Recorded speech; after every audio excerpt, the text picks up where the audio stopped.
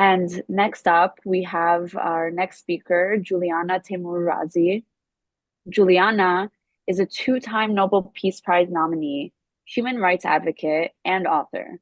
She's the founder of the Iraqi Christian Relief Council, which provides humanitarian aid to persecuted Assyrian Christians and other Middle Eastern minorities. Juliana has been a vocal advocate for interfaith unity, especially through her initiatives Assyrians Against Anti-Semitism. Her advocacy work also includes traveling to Israel for humanitarian purposes and engaging with stories about survivors and victims. And Juliana, as a survivor of October 7th, I would like to personally thank you for going and visiting Israel and visiting the sites and really taking the time to understand what happened on that day. Juliana, you've dedicated much of your life to amplifying the voices of persecuted Christians and minorities in the Middle East.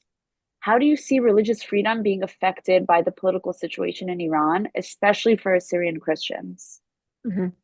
Natalie, thank you so much. It's an honor to be here and to share the panel with these distinguished colleagues. The Assyrian history, I don't know how many of your audience know who the Assyrians are. Assyrians, our ancestral homeland is northern Iraq, southern Turkey. But since the fall of Nineveh in 612 before Christ, we began settling in northwestern Iran, northeast Syria, continued living in southeast Turkey, and also northern Iraq. Uh, in terms of my own history in Iran, my ancestors have been in Iran for at least 2 centuries.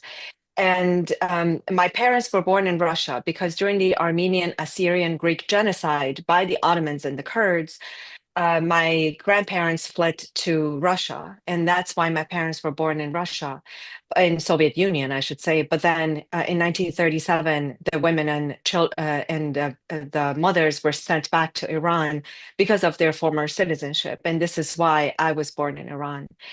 Today I must tell you that we only have about 3 to 4,000 Assyrian Christians left in Iran.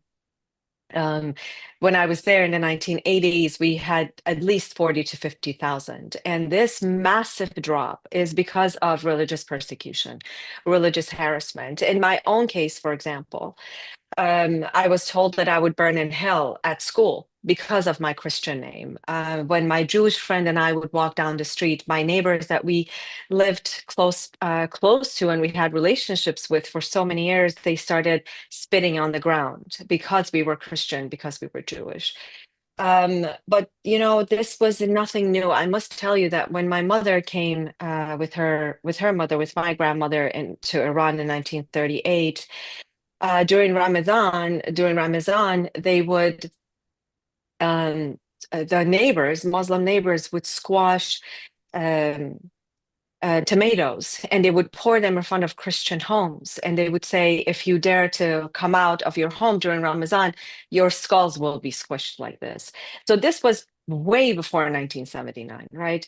But during the King of Iran, during Shah, my siblings experienced a very good life. They had religious freedom, they had freedom of expression, but I grew up in the midst of the revolution, and I was forced to wear the scarf and maqna'eh at school. So and I was really harassed. I would be thrown out of classes because I would defend my faith, my Christian faith. And my parents repeatedly went to the Ministry of Education trying to advocate for me, but they said, you really don't have a case here. So finally, Mhm. in 1989, my father paid $25,000 to a smuggler, and they smuggled me out of Iran into Switzerland and to Germany. But my story, my family story, is just a part of a larger story, as you hear, within Iran and within the greater Middle East. And I think if you don't mind, I'm going to spend a bit of time to talk about historically, and my puppy is asking for my attention right now. Historically, what has jihad looked like, and when Khomeini adapted this? Just really briefly, the Islamic Jihad in the 20th century really started with Hassan al-Banna in Egypt. who was the founder of Muslim Brotherhood. And it's important to mention that Khomeini studied with the Brotherhood, and he translated books of Qutb, Sayyid Qutb, into Farsi. And when we view the situation in Iran, and we're speaking about the Jewish situation here, we cannot ignore the cause of Islamic jihad. I'm sorry, if you don't mind, I'll just grab him for 1 second and then he will be quiet. But this is the joy of working from home, right? Since COVID. Thank you for your patience. Of Um, course. so, so with what happened with the Holocaust and what happened with October 7th, I must mention this. That is something that has happened in the soul. And when I witnessed the massacres of, or when we heard about the massacres in on October 7th, I remembered what Churchill famously said in 1941, that we're in the presence of a crime without a name. But why did that transpire? It transpired because of the Islamic Republic of Iran. And we have to really we have to remove ourselves and view the entire situation from 30,000 feet above to really track down when the Islamic Jihad happened in the Middle East. What did Hajj Amin al-Husseini, for example, the Mufti of Jerusalem, went to Iraq and caused the 1941 Farhud in Iraq, where 600 Jews were killed, where thousands were injured, and that began the decimation of the Jewish presence in Iraq. Now we have maybe Jewish people left in Iraq who are living in disguise, and the same in Iran. I mean, we see the Zoroastrians are under oppression. The Baha'is are under oppression. And for example, we do have religious freedom on the books in Iran, but there is a difference between cradle Christians and the people that are converting to Christianity.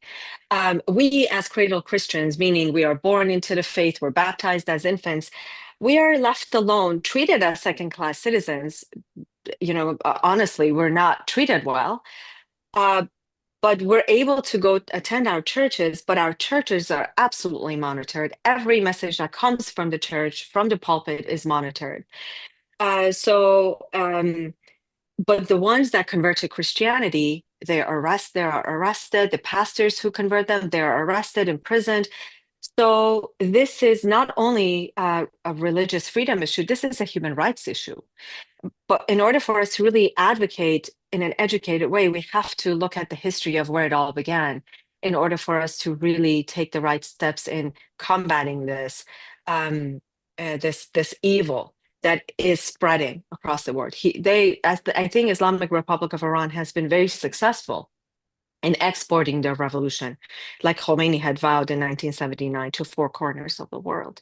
But I can go on and talk about this, but I'll cut it short here. Otherwise, there's so much to talk about.